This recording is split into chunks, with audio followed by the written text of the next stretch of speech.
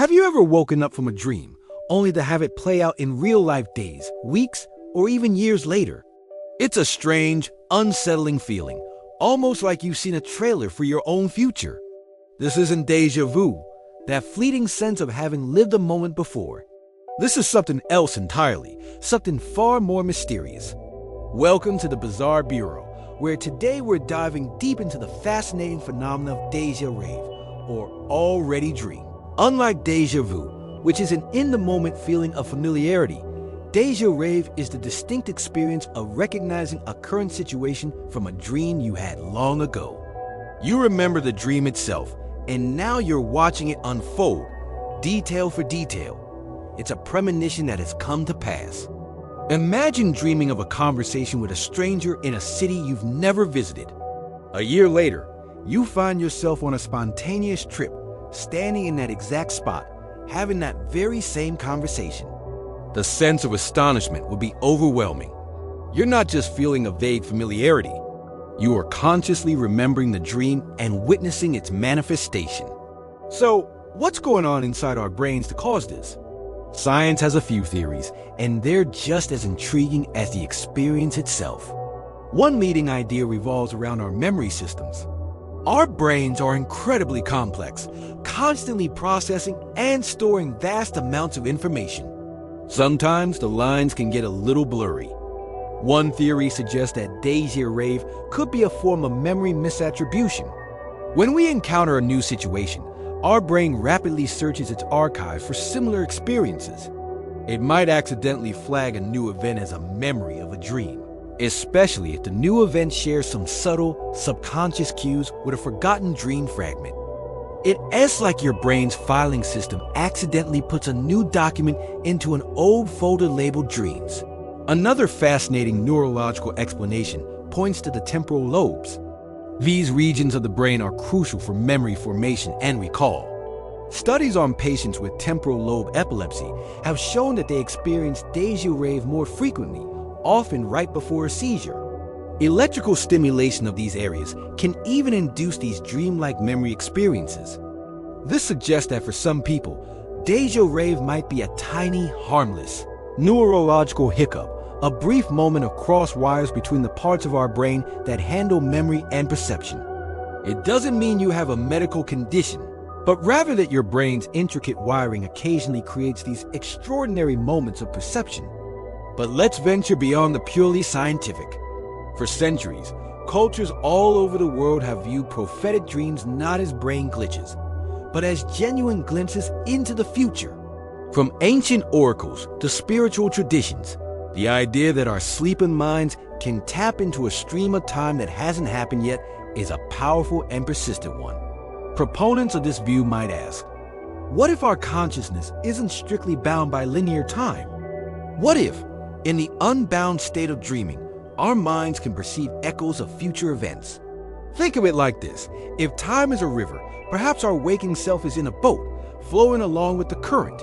But when we dream, our consciousness can momentarily lift out of the water, catching a glimpse of what's further downstream.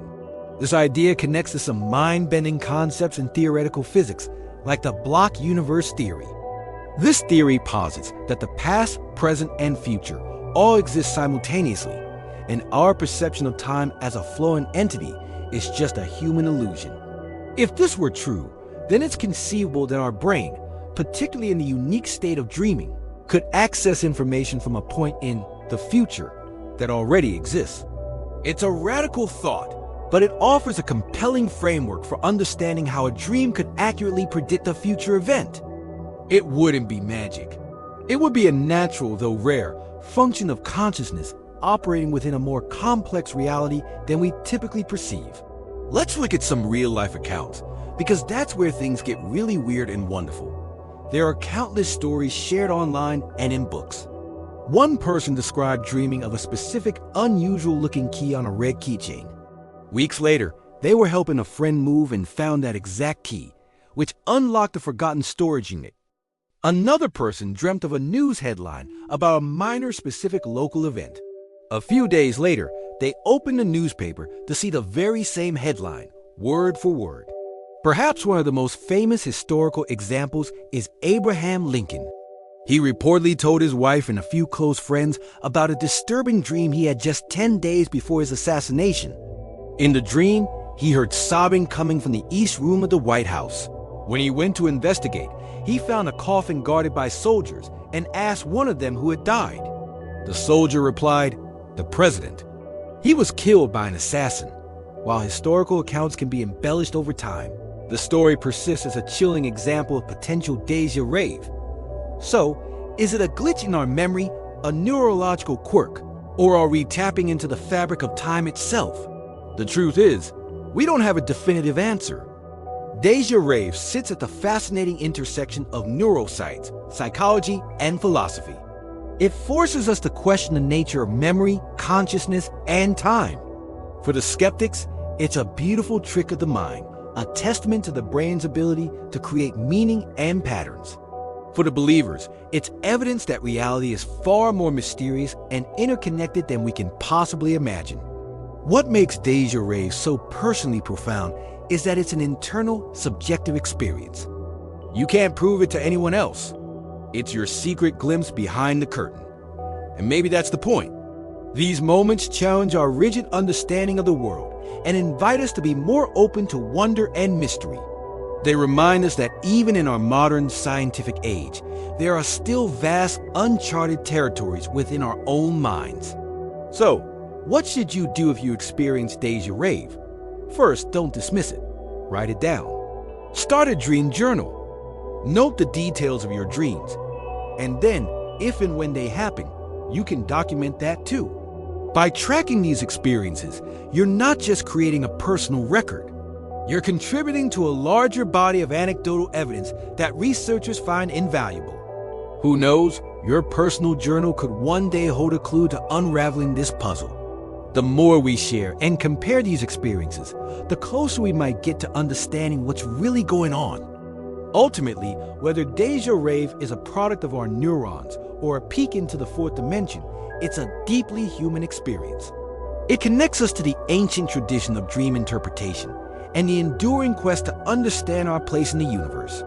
It's a reminder that our inner world of dreams and our outer world of reality are perhaps more intimately linked than we think.